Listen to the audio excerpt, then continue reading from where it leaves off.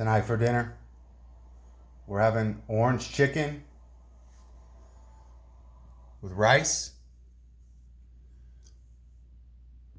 some leftover shrimp with butter.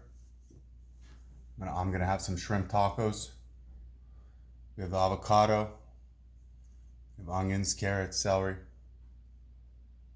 the watermelon and fruit for after. We got the boiled corn. I cut it off the cob.